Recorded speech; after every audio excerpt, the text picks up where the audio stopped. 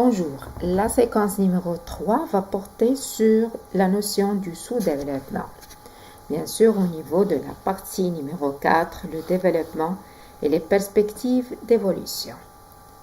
Plusieurs questions peuvent être posées. Comment peut-on définir le sous-développement? Quels sont les indicateurs qui caractérisent les pays sous-développés?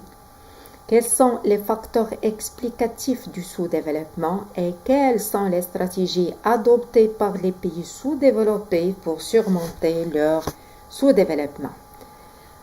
Revenons à la définition. Contrairement au développement, le sous-développement désigne l'incapacité d'un pays de satisfaire les besoins essentiels de sa population et de garantir le bien-être de ses citoyens, vu l'existence et la persistance d'un certain nombre de facteurs de blocage ou, bien sûr, qui feront l'objet de la séquence prochaine.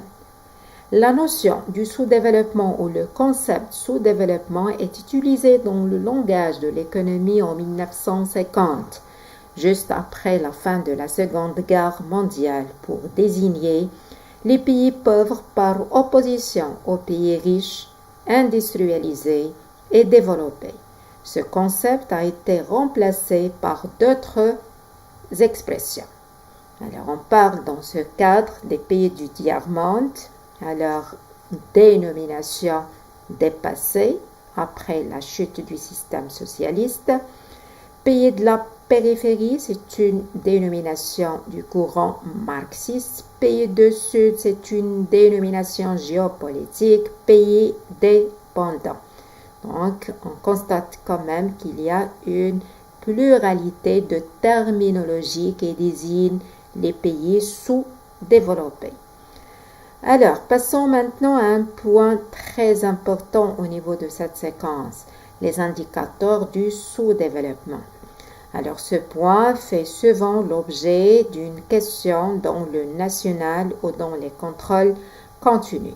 On vous demande à travers des documents de relever, de dégager, de classifier les indicateurs de sous-développement en indicateurs économiques ou non économiques à titre d'exemple humains ou sociaux.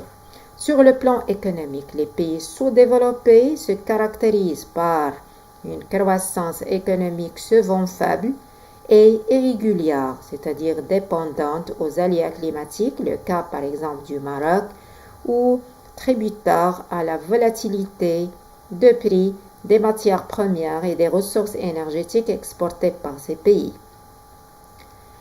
Par une industrialisation faible et par la suite par une valorisation et une diversification faible des exportations, par un dualisme et une désarticulation. Autrement dit, leurs économies sont dualistes, se caractérisent par la coexistence de deux secteurs.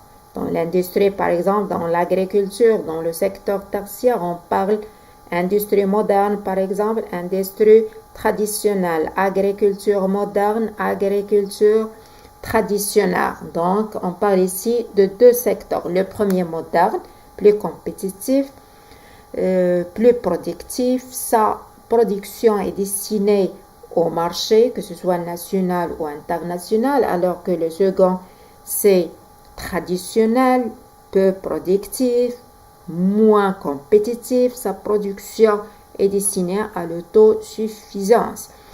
Désarticulé ou désarticulation, ça signifie qu'il y a absence ou faiblesse de l'interdépendance et de l'intégration entre les deux. Donc, l'essor du secteur moderne détruit, bien sûr, le secteur traditionnel, ce qui bloque par la suite la croissance. Il se caractérise aussi par la dépendance multiforme, financière, ils sont trop endettés, technologique, il apporte les biens d'équipement, commercial, les échanges commerciaux sont concentrés sur le marché européen. Il se caractérise aussi par une aggravation des activités souterraines ou des activités non organisées. Sur le plan humain, alors les PSD se caractérisent par un taux de mortalité infantile très élevé, une espérance de vie courte, Bien sûr, ce qui va entraîner un IDH faible, étant donné que l'espérance de vie courte est une composante de l'IDH, une fécondité élevée et par la suite une surnatalité.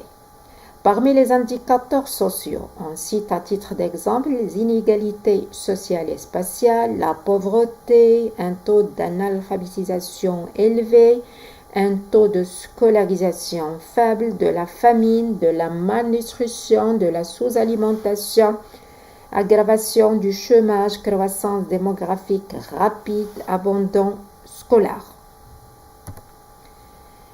Les pays sous-développés forment un groupe hétérogène. En d'autres termes, leur niveau de sous-développement diffère d'un pays à l'autre. Par exemple, le sous-développement de la Chine n'a rien à voir avec le sous-développement du Maroc. Et le sous-développement du Maroc est tout à fait différent du sous-développement de la Somalie et du Niger. Alors, d'où l'utilité de classifier les pays sous-développés selon leur niveau de sous-développement en plusieurs catégories. Par exemple, en pays moins avancés, qui se caractérisent par une faiblesse de la croissance économique, un taux d'analphabétisation très élevé. Par les pays en développement, alors ces pays ont déjà quand même amorcé ou commencé leur processus de développement. Des NPI ou les nouveaux pays industrialisés, l'exemple de certains pays de l'Asie, de certains pays bien sûr de l'Amérique du Sud, comme la Corée du Sud, le Hong Kong, alors le Mexique, le Brésil, qui se caractérise par une forte croissance économique provenante bien sûr de la valeur ajoutée industrielle, par une valorisation et une diversification de l'offre exportable. On peut parler aussi de pays émergents, c'est une notion ici récente qui caractérise les pays qui réalisent une forte croissance économique, l'exemple de la Chine par exemple, une forte diversification et valorisation des exportations, un taux d'ouverture qui ne cesse de s'améliorer. Alors, à bientôt et à la séquence prochaine.